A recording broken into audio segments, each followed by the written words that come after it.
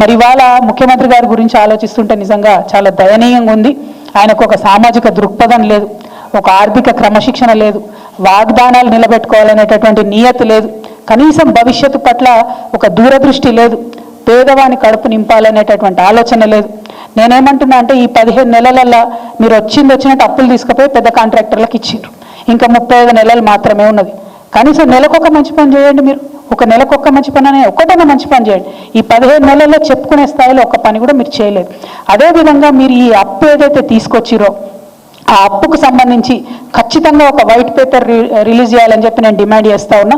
ఎందుకంటే 12,000 కోట్లు నెలకు నికరంగా డబ్బులు కనబడుతున్నాయి. ఒక్క సంక్షేమ పథకం ప్రారంభం కాలేదు, ఒక్క పెద్ద ప్రాజెక్టు ప్రారంభం కాలేదు, కానీ పెద్ద కాంట్రాక్టర్లకు మాత్రం పేమెంట్స్ కంటిన్యూస్గా జరుగుకుంటూ పోతున్నాయి. ఈ విషయాన్ని ప్రజలు గమనిస్తూ ఉన్నారు.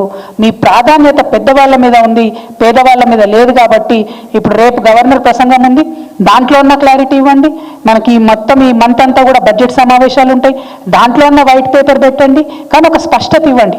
ఇవాళ మీరు 1,50,000 కోట్ల అప్పు 15 నెలల్లో తీసుకొస్తే మరి మీ వైఖరి చూస్తుంటే ఇంకొక 3.5 లక్షల కోట్ల అప్పు తెలంగాణ ప్రజలు నెత్తిన మోపేటట్టు కనపడతా ఉన్నది.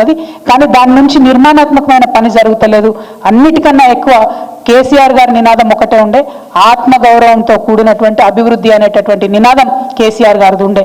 మీరు ఇవాళ నయవంచనతో కూడినటువంటి పనులు చేస్తున్నారు తప్పితే ఎక్కడా కూడా కరెక్ట్ మాట్లాడతలేరు. నిన్న విలేకరు అడిగిన ప్రశ్నకు తప్పించుకోవడానికి బుకాయించిండ్రు మీరు.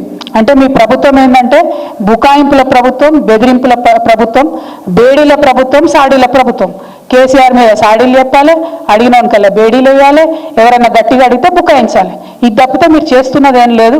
మళ్ళీ ఒకసారి నేను ముఖ్యమంత్రి గారిని కోరుతా ఉన్నా, మీరు తెలంగాణను అవమానపరచకండి.